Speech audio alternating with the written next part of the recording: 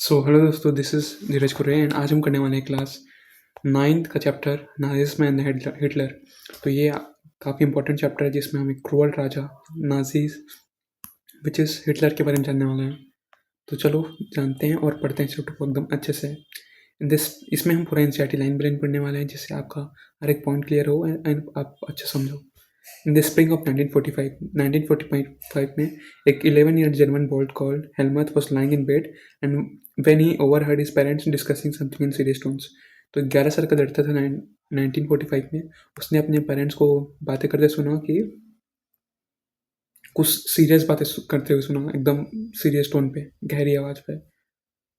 His father, a prominent physician, deliberated with his wife whether the time had come to kill the entire family or if he should commit suicide alone. तो एक ऐसा time था जब उसके पापा थे ना, वो जो फिजिशियन थे, वो उनकी वाइफ के साथ अपने आप को ख़त्म कर देना चाहते थे, पूरे फैमिली को ख़त्म कर देना चाहते थे। His father spoke about his fear of revenge, saying, "Now the Allies will do to us what we do to the crippled Jews." उन्होंने ऐसी बात किया कि मतलब गुस्से और डर से, रिवेंज के मारे वो उन्होंने बोला कि जो अलाइस है, अलाइस मतलब संगठन, कि ज्यूस हमने जो ज्यूस के साथ किया वो हमारे साथ करेंगे। The next day he took Helmut to the woods and where they spent their last time happy together. और अगले दिन जो हेलमट थे ना, मतलब हमारे हिटलर, उनको लास्ट टाइम साथ में खुशी से जिए, सिंग ओल्ड चिल्ड्रन सॉन्ग्स और पुराने गाना गाए। उसके बाद हेलमट के फादर थे ना, उन्होंने अपने आप को गोली मार लिया अपने ऑफिस में। Helmont remembers that he saw his father's bloody uniform being burned in the family fireplace. उसके बाद जो उनके फादर थे ना, वो क्या किए, जो उनके फादर थे उन अपने आप को गोली मार लिया। उसके बाद हेलमट ने अपने पापा का जो सीन था वो उनके दिमाग में बैठ गया और उन्हें जलाया गया। So traumatized was he by what he had overheard and what had happened that he reacted by refusing to eat at home for the following 9 years. वो इतना ट्रोमेटाइज हो गए थे कि उन्होंने घर में अपने खाना नहीं खाया 9 साल तक। He was afraid that his mother might poison him. वो डर गए थे कि उनकी जो मदर थे ना, वो पॉइजन दे देगी इन्हें। Although Helmut may not have realized all that it meant his father had been a Nazi and a supporter of Adolf Hitler.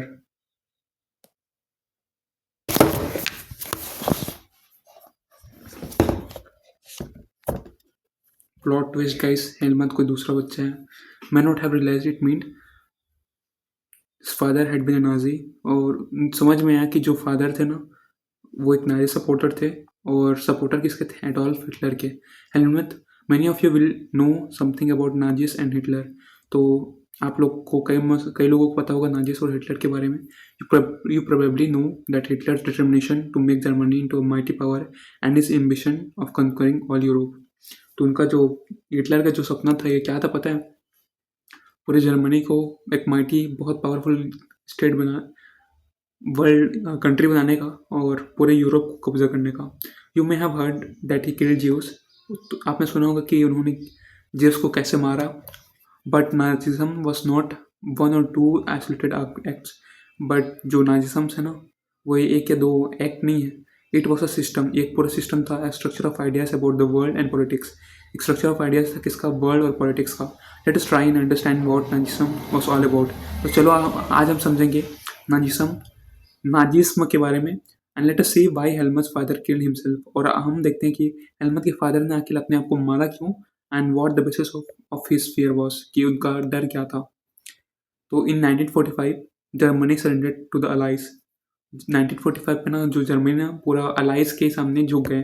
Allies मतलब allied power were initially lead by UK and France. मतलब वो बड़े powers जो कि UK और France के द्वारा जुड़ा हुआ था संगठन यार, यूके और फ्रांस का। In 1941 they were joined by the USSR and USA. तो यूएसएसआर एक ग्रुप का नाम था जिसमें बड़े बड़े कंट्रीज ज्वाइन हुए थे। They fought against axis powers. और ये बड़े किसके किसके किससे लड़े थे? जर्मनी, इटली, जापान से लड़े थे। यही था वर्ल्ड वॉर 2। ये था अलाइज का मतलब। Anticipating what was coming, Hitler, his propaganda minister Goebbels and his entire family committed, एक सेकंड ना, Ministers Goebbels and his entire family committed suicide collectively in his Berlin bunker in April. तो 1945 में ना Germany ने surrender कर दिया लाइस को, और जो हिटलर था साथ ही उसका कुछ मिनिस्टर्स गोएबल्स और उनका एंटायर फैमिली कलेक्टिवली सुसाइड किया। कहाँ का? बर्लिन के बंकर में, वो भी अप्रैल में। At the end of the war and internationally, और वॉर के एंड में जो इंटरनेशनली मिलिट्री ट्रिब्यूनल वो जो सल्यूट देते हैं ना लास्ट में, न्यूरमबर्ग में, was set up at prosecute Nazi war criminals for crimes against peace, for war crimes, crime against humanity।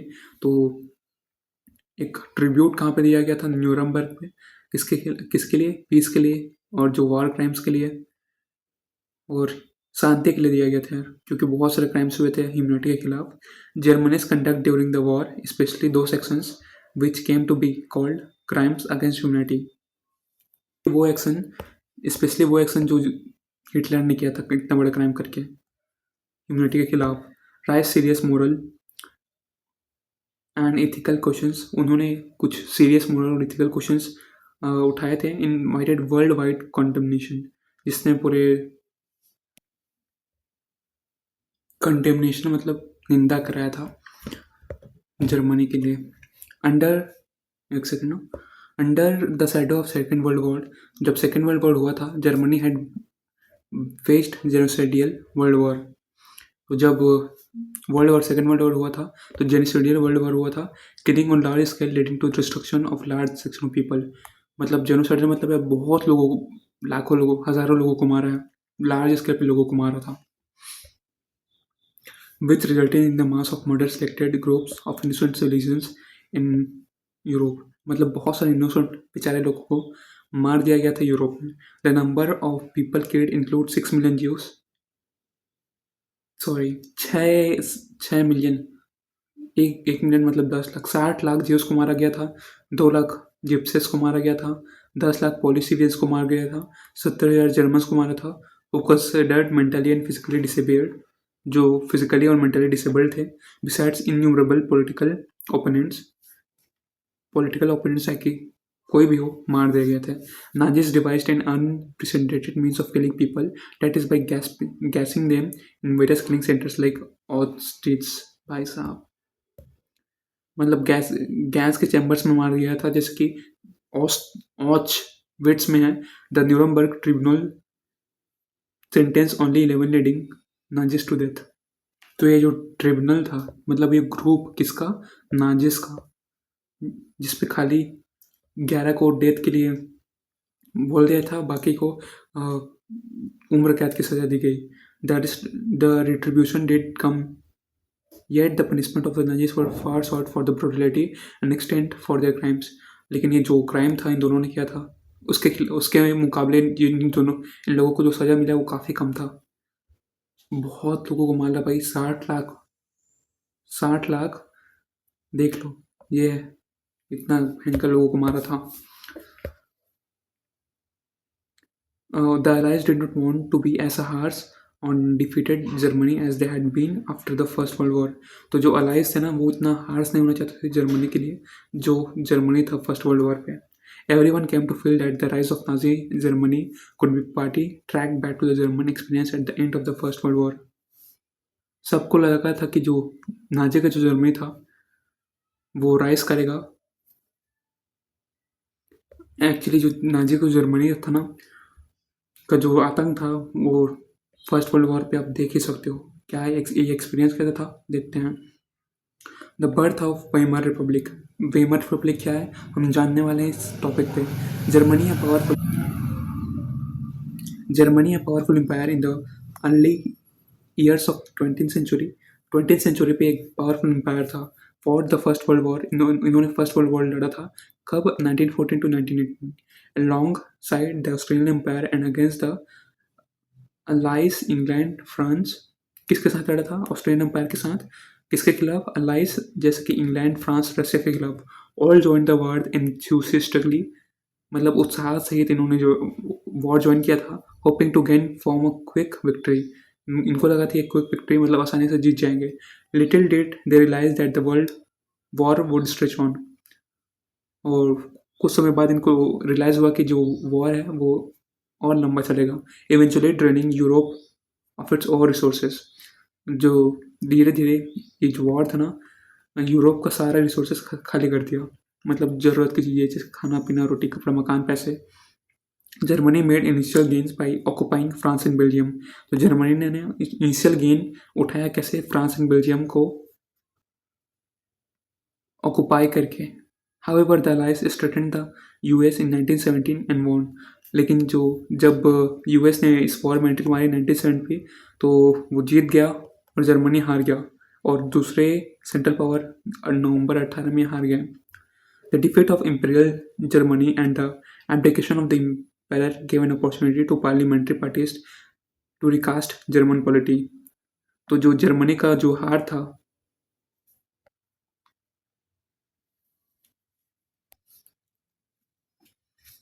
उससे मतलब बहुत लोग पार्लियामेंट्री पार्टीज ना,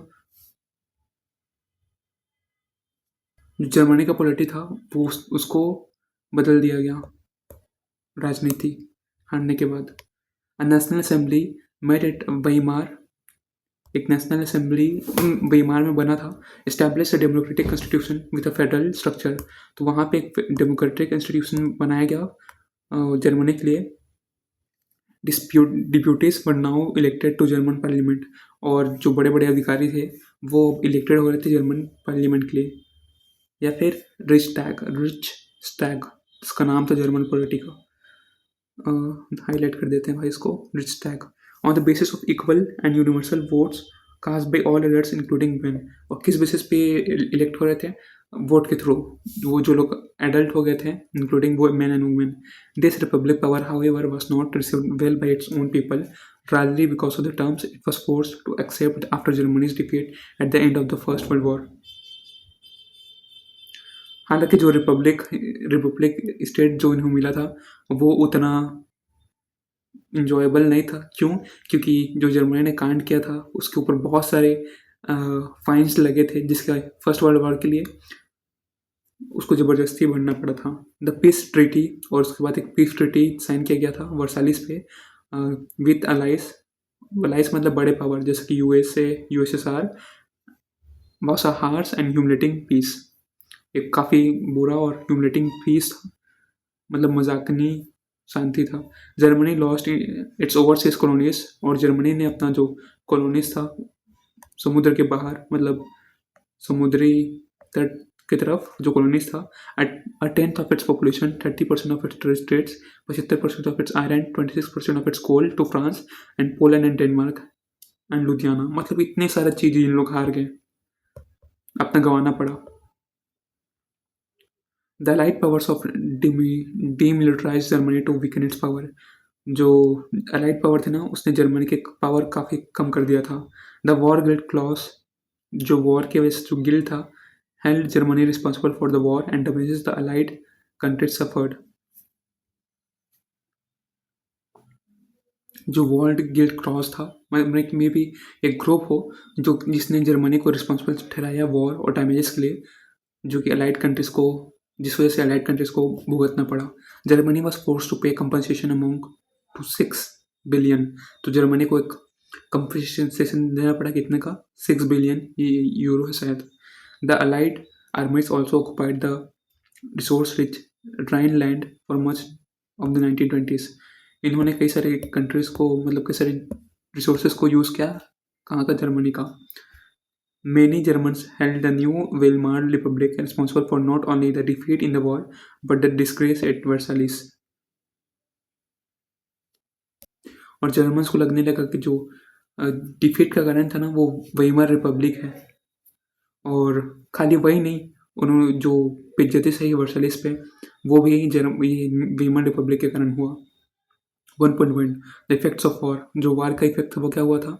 the war had a devastating, मतलब बहुत बुरा इम्पैक्ट था। कहाँ पे? इंटायर कंटिनेंट पे, बोथ साइकोलॉजिकली एंड फाइनेंशियली। मतलब यूरोप में पूरा बहुत बुरा हाल था इस वॉर की वजह से, साइकोलॉजिकली भी, फाइनेंशियली भी।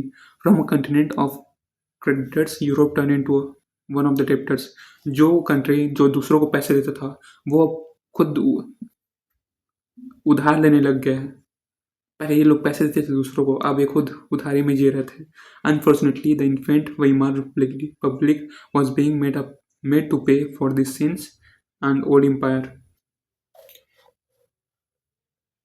अनफॉर्चुनेटली क्या हुआ पता है, जो इन्फेंट weimar रिपब्लिक था, उसे सारे चीज़ का जो कान किए थे, उसकी वजह से उन्हें सारा चीज़ का पैसा देना पड़ा था ओल्ड एम्पायर को। The republic carried the burden of war guilt and nation humiliation and was financially crippled by force to pay compensation. तो ये जो रिपब्लिक था, जर्मनी का मतलब गवर्नमेंट था, उसे फाइनेंशियली दुख झेलना पड़ा और उन्हें सारा चीज़ का कंपनसेशन देना पड़ा। Those who supported the Weimar republic, many socialists, Catholics and democrats become easy targets of attack in the conservative nationalist circles. और वो लोग जो वेमर रिपब्लिक को सपोर्ट किए, जैसे कि कई सोशलिस्ट, कैथोलिक्स और डेमोक्रेट्स, वो इजी टारगेट बन गया किसका? कंजर्वेटिव नेशनलिस्ट सर्कल्स का। मतलब जो पुराने रूढ़िवादी नेशनलिस्ट, देशभक्त वाले, देवर मॉकिंगली कॉल्ड नवंबर क्रिमिनल्स। और उनको क्या बोल दिया गया पता है? वेमर रिपब्लिक को सपोर्ट करते थे, नवंबर क्रिमिनल्स बोल दिया गया। This mindset had a major impact on the political. ये जो माइंडसेट था ना लोगों का, उसकी वजह से काफ़ी दुख झेलना पड़ा लोगों को। मतलब political development in 1930s and we will soon see. जिस वजह से ना ये जो माइंडसेट था उसकी वजह से एक पॉलिटिकल डेवलपमेंट देखना पड़ा जर्मनी को 1930s पे। हम आगे जल्दी देखेंगे। The first world war left a deep imprint on European society. जो फर्स्ट वर्ल्ड हुआ था ना, उसकी वजह से क्या हुआ था, एक बड़ा इम्प्रिंट छूट गया था यूरोपियन सोसाइटी पे।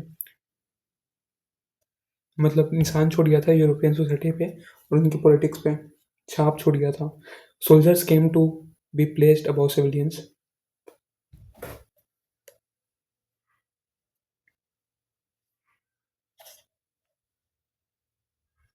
और सैनिकों के जो सिविलियंस, मतलब उस देश के वासी को ना, वासियों से ऊपर रखा जाने वाला, सोल्जर्स को रखा जाने लगा।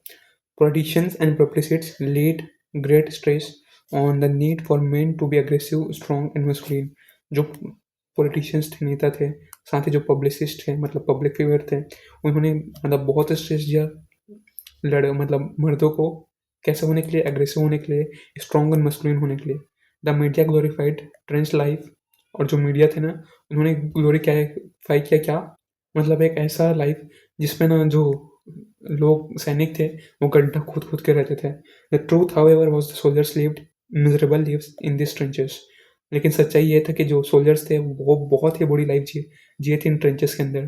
Trapped with rats, feeding on corps, क्या बोलते हैं, ये चूहों के साथ रैप होते थे, मतलब उनके साथ ही रहते थे। और कॉप्स मतलब क्या होता है पता है? Corpse meaning in Hindi, meaning मतलब था लाश के साथ इन लोग रहते थे। मतलब जो चूहे थे वो लाश को खाते थे, और जो सैनिक थे वो उसी के साथ रहते थे, वैसे ही हालत में रहते थे। They faced poisonous gas and enemy shelling and witness their tanks reduce rapidly. और उन्होंने देखा कि पॉइजन गैस का भी सामना किया, साथ ही एनिमी को भी बचना पड़ा। साथ ही उनका जो रैंक था वो भी रैपिडली गिरता गया। Aggressive aggressive war propaganda and national honour occupied centre stage in the public sphere. जो एग्रेसिव वॉर प्रोपेगेंडा था,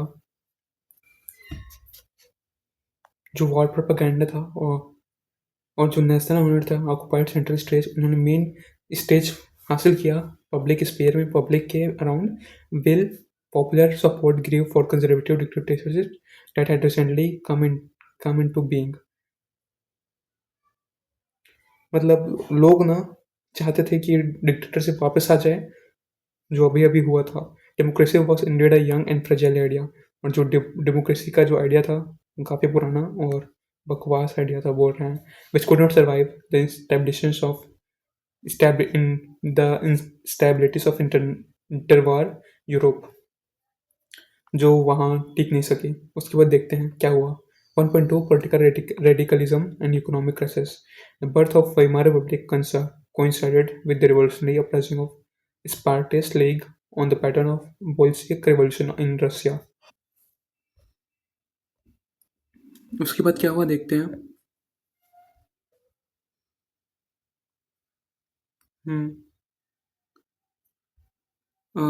The birth of Weimar Republic coincided with the revolutionary uprising. The Spartacus League मतलब जो war Republic था, मतलब सहयोग के साथ एक रिवोल्यूशनरी टीम के साथ भिड़ गया, which is Spartacist league on the pattern of Bolshevik revolution in Russia, जैसे कि बोल्शेविक रिवोल्यूशन रशिया में हुआ था। रिवोल्यूशन के बारे में तो मेरे को उतना पता नहीं, लेकिन कमेंट में ज़रूर बता दूंगा। Servants of workers and sellers were established, मतलब जो वर्कर्स का ग्रुप साथ ही जो सेलर का ग्रुप वो बन गया कई सारे सिटीज़ पे। The political atmosphere in Berlin was changed with demands for Soviet style governance, और जो बर्लिन था जो पॉलिटिकल एटमोसफियर वो बदलने लग गया सोवियत स्टाइल गवर्नेंस का डिमांड सुन के। They was opposed to this such as the socialist democrats and Catholics met in Weimar to give the shape of democratic republic, और जो उसको जो इस आइडिया को अपोज कर रहे थे जैसे कि सोशलिस्ट डेमोक्रेट्स एंड कुछ कैथोलिक्स, वो वेमार में मिले, एक जगह का नाम है, to give shape the democratic republic, ताकि वो नया शेप दे सकें डेमोक्रेटिक रिपब्लिक को। The Weimar republic crush the uprising of with the help of a war veterans organising called free corps, मतलब उन्होंने ना लड़ाई कर दिया, एक वॉर करके वॉर वेटरन्स ऑर्गेनाइजेशन, मतलब कई सारे ग्रुप बना के, जिसे हम कहते हैं free corps. The anguished Spartacist later founded the Communist Party of Germany, मतलब जो एग्निस्ट स्पार्टिस्टेट्स मतलब एक ग्रुप का नाम था जो नया इमर्ज हो रहा था जर्मनी में, उन्होंने एक नया ग्रुप का नाम रखा जिसका नाम है Communist Party of Germany. Communists and socialists henceforth became irreconcilable, और तभी से जो कम्युनिस्ट थे साथ ही जो सोशलिस्ट थे वो क्या बन गए, एक दूसरे के कट्टर विरोधी। इसका मतलब वही होता है, कट्टर विरोधी दुश्मन बन गए। And could not make common cause against Hitler, और वो कोई हिटलर के खिलाफ कुछ नहीं कर सके। Both revolutionaries and militant nationalise create for radical communist solutions, तो ये दोनों रिवोल्यूशनरीज थे ना और मिलिटेंट्स थे, जो लोग थे नेशनलिस्ट थे, वो रेडिकल सॉल्यूशंस के लिए क्रेव कर रहे थे। The political radicalisation was only heightened by the economic crisis of 1923, तो जो पॉलिटिकल का जो रेडिकलाइजेशन मतलब कट्टरता था ना वो और बढ़ गया जब 1923 में इकोनॉमिक क्राइसिस आ गया, मतलब उनके पैसे वाला चीज़ में उतार चढ़ाव आ गया। Germany had fought the war largely on loans and had to pay war reparations in gold. Reparation मतलब क्या होता है, make up for a wrong done, मतलब अपने गलत कांडों के लिए भुगतान कर रहा था, और उसी समय उनका जो लोन था वो भी बढ़ गया था। They distributed gold reserves at a time resources were scarce, इसकी वजह से उनका जो गोल्ड रिजर्व्स था ना वो उसमें कमी पड़ गया। एक सेकेंड कहाँ है, दूसरा बटन दबाना पड़ेगा।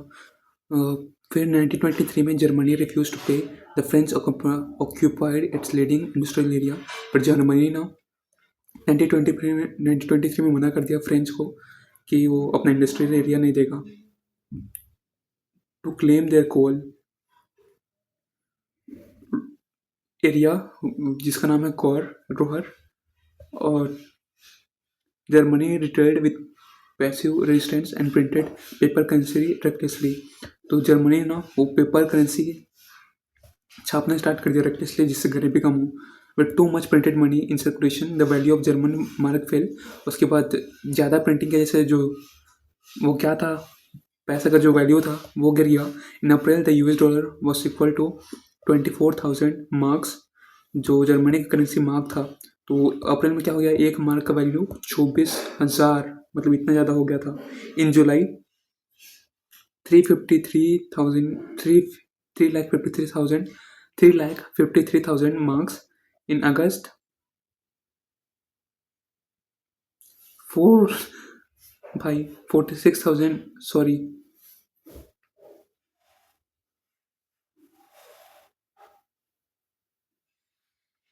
भाई मेरा बोलते बंद हो गया। अप्रैल में तो इतना था, 1 मार्क का वैल्यू 24,000 था, जुलाई में 3,53,000, अगस्त में 46,21,000। ये तो इतना बहुत ज़्यादा देख लो भाई, दिसंबर तक बहुत ज़्यादा बढ़िया था। The figure had run into millions, जो फिगर था मिलियंस में ट्रिलियंस पे चला गया था। As the value of the mark collapsed, जो मार्क का जो वैल्यू का मतलब करेंसी का जो नोट का वैल्यू था वो गिर गया था। Price of goods sold, the image of Germans carrying cartloads of currency notes to buy a loaf to bread was widely published, evoking worldwide sympathy. तो ये जो इमेज था, homeless man going up for night shelter, ये image था, इसे बहुत publicly मतलब print किया गया ताकि जर्मनी को कुछ सिंपैथी मिल सके, दया वर्ल्ड वाइड सिंपैथी मिल सके। This crisis came to be known as hyper inflation, इसको हम कहते हैं hyper inflation, when prices rise phenomenally high. और धीरे धीरे जो अमेरिकन थे ना वो जर्मनी पे इंटरवीन किया और जर्मनी को बेल किया, मतलब बचाया। कैसे? डावेस प्लान ला के which rework the terms and reparation to use financial burden on Germans, और फाइनेंशियल बर्डन हटाने के लिए उन्होंने कुछ किया जर्मन्स के लिए। The years of depression 1.3, the year between 1924 to 1928 saw some stability, जो ईयर था 1924 और 1928 तक कुछ स्टेबिलिटी था। Yet this was built on sand, हालांकि ये भी सैंड पे बिल्ट था, मतलब कभी भी गिर सकता था। The German investments and industrial recovery were totally dependent on short term loans, और जो जर्मन के कुछ इन्वेस्टमेंट थे साथ ही इंडस्ट्री रिकवरी था वो कुछ शॉर्ट टर्म लोन्स तक ही सीमित था, largely from the USA, basically USA से सब कुछ सीमित था। This support was withdrawn when the wall street exchange crash in 1929, और ये जो सपोर्ट था वो भी गिर गया जब यूएसए का हालत खुद बदतर हो गया। कब? जब वॉल स्ट्रीट एक्सचेंज खुद गिर गया। ये क्या था? The name of the world's biggest stock exchange located in USA, ये एक वर्ल्ड्स बिगेस्ट स्टॉक एक्सचेंज है जहाँ पे लोग अपना करेंसी चेंज करते हैं। ये भी जब इसका भी पावर चला गया ना तो इनका जो कंडीशन था वो बद से बदतर हो गया। Fearing a fall in prices, जो हर चीज़ का जो दाम था वो बढ़ गया। People made frantic efforts to sell their sales, और जो स्टॉक मार्केट में जो शेयर थे वो सब लोग बेचना स्टार्ट कर दिए। ऑन वन सिंगल डे, एक सिंगल डे पे 24 October which is 13 million shares were sold, 13 million जो कंपनी के शेयर थे वो बिक गए। This was the start of great economic depression, और ये स्टार्टिंग था किसका? ग्रेट इकोनॉमिक डिप्रेशन का। ओवर द नेक्स्ट 3 ईयर्स, अगले 3 साल तक, between 1929 and 1932 the national income of the USA fell by half.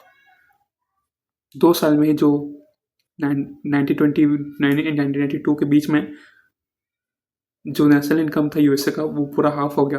Factory shutdown, जो फैक्ट्रीज थे वो बंद हो गए, एक्सपोर्ट्स भी बंद हो गए, फार्मर्स विल बैडली हिट, जो किसान थे वो भी एकदम बुरी तरीके से हिट हो गए।